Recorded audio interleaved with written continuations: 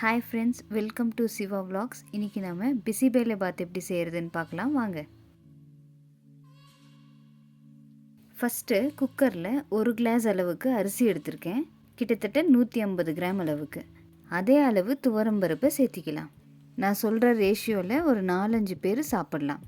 அரிசி பருப்பு ரெண்டையும் நல்லா கழுவிட்டு நம்ம கட் பண்ணி வச்சுருக்கிற வெஜிடபிள்ஸ் எல்லாம் சேர்த்து ஆரம்பிச்சிடலாம். கேரட், பீன்ஸ், சௌ, தக்காளி, பட்டாணி இதெல்லாம் சேர்த்திக்கலாம்.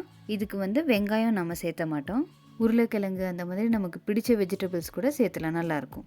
ஒரு 8 கிளாஸ் அளவுக்கு தண்ணி சேர்த்து குக்கரில் வச்சிடலாம். 5 விசில் வரட்டும். இப்போது பிசிபேலை பாத் பவுடர் ரெடி பண்ணிக்கலாம்.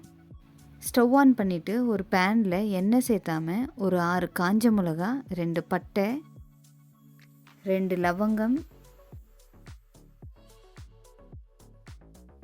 ஒரே ஒரு மராட்டி மூக்கு, இது சேர்த்தலைனாலும் பரவாயில்ல, 2 ஏலக்காய். இதை லைட்டாக வறுத்துட்டு 1 ஸ்பூன் அளவுக்கு சீரகம் சேர்த்துக்கலாம். ஒரு 2 ஸ்பூன் அளவுக்கு தனியா. இதெல்லாம் சேர்த்து நல்லா வறுத்து எடுத்துக்கலாம்.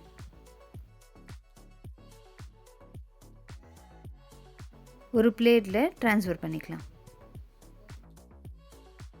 இப்போ ஸ்டவ் ஆன் பண்ணி 1 ஸ்பூன் அளவுக்கு கடலைப்பருப்பு, 1 ஸ்பூன் அளவுக்கு உளுத்தம்பருப்பு சேர்த்து வறுத்துக்கலாம்.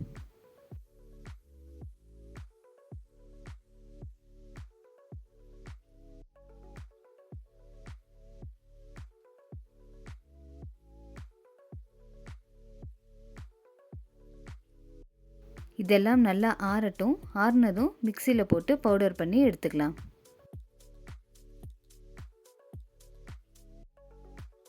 சாதம், காய்கறி எல்லாம் நல்லா வெந்திருக்கு. இப்போ இந்த பவுடரில் கொஞ்சமாக தண்ணி சேர்த்து நம்ம குக்கரில் போட்டுடலாம்.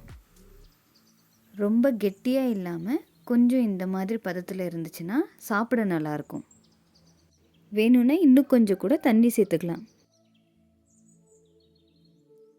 தேவையான அளவுக்கு உப்பு சேர்த்திக்கலாம்.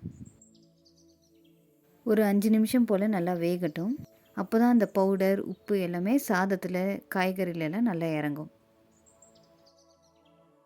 இப்போ ஒரு சின்ன கடாயில் கொஞ்சமாக எண்ணெய் சேர்த்திக்கலாம். கடுகு, காஞ்ச மிளகா, கொஞ்சமாக கருவேப்பிலை சேர்த்து நல்லா பொரிஞ்சதும் குக்கரில் சேர்த்திக்கலாம்.